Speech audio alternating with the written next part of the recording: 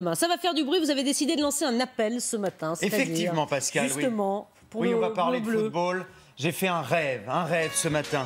Le rêve que les hommes et les femmes soient enfin égaux en droit. Qu'est-ce que vous en pensez? Ça pourrait arriver, hein? Peut-être.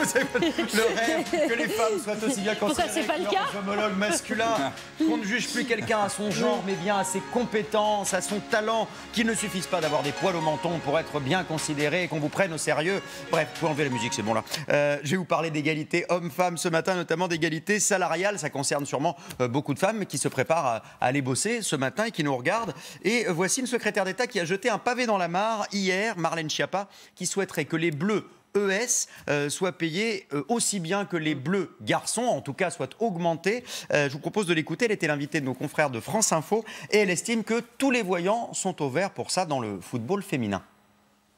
Des beaux stades, des belles équipes, des beaux centres de formation pour avoir des joueuses performantes à recruter dans les équipes, une diffusion en télévision et des audiences. Là, je crois que tout ça a été au rendez-vous, donc effectivement, il serait naturel et normal d'augmenter maintenant les rémunérations des joueuses. Et oui, avec des audiences aussi phénoménales, on en parlait avec Thierry à plusieurs reprises, on en a parlé, au-dessus de 10 millions de téléspectateurs, c'est à peu près l'équivalent de ce qu'on peut voir pour les bleus garçons, je dirais peut-être un tout petit peu moins, mais on est quand même sur des audiences gigantesques. Donc un large public, ça peut drainer des rentrées publicitaires et donc des sous, et pourquoi pas redistribuer aux joueuses les principales intéressées qui nous ont fait rêver quand même pendant pas mal de semaines. Bon, c'est vrai que la différence est substantielle entre les hommes et les femmes. On avait parlé de la prime, souvenez-vous, au début du mondial. En cas de victoire à la finale, regardez, on a comparé la prime des garçons et la prime des filles. Les garçons, ils ont gagné 370 000 € l'année dernière. Si les filles, par joueur évidemment, si les filles avaient gagné, c'était quasiment 10 fois moins, 40 000 €. En l'occurrence, elles ne sont pas allées jusqu'à la finale. Et là, je crois qu'il n'y a pas de prime prévue, hélas. En tout cas, ce qui est sûr, c'est qu'on se pose vraiment la question. Alors, est-ce que c'est totalement démago de parler comme ça d'égalité salariale? Est-ce que c'est une vraie question qui se pose? Beaucoup de nos championnes qui pratiquent, qui font partie de l'équipe, ont un travail à côté, ont un vrai métier à côté de celui de footballeuse parce qu'elles n'arrivent pas à gagner suffisamment d'argent pour leur foyer. Alors évidemment, le football féminin n'en est pas encore au même niveau de notoriété et de revenus. Ah mais je pense qu'avec cette Coupe du Monde, ça avance.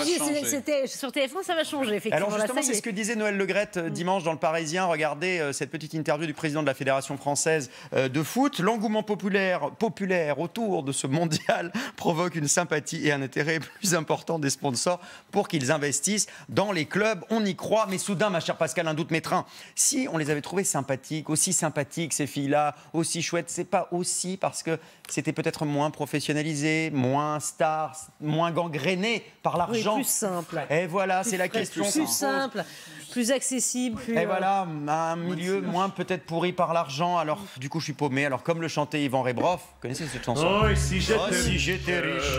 Alors, vont-elles devenir riches? Et si elles deviennent riches, seront-elles aussi accessibles, aussi sympathiques qu'aujourd'hui? Je suis devenu complètement schizo, je ne sais plus maintenant.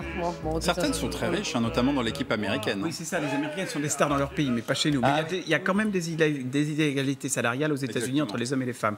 Mais elles gagnent quand même beaucoup plus d'argent que chez nous. Et là, c'est l'inverse, sont les femmes qui gagnent plus d'argent que les hommes, parce que le foot masculin aux États-Unis, c'est... Le soccer. Oui, alors ça commence à prendre. Et ils attirent surtout les vieilles gloires du football européen qui sont très très bien payées dans les plus gros clubs. Thierry Henry était parti exactement à New York notamment. On connaît bien, c'est l'ancien correspondant de Washington qui dit ça. On peut lui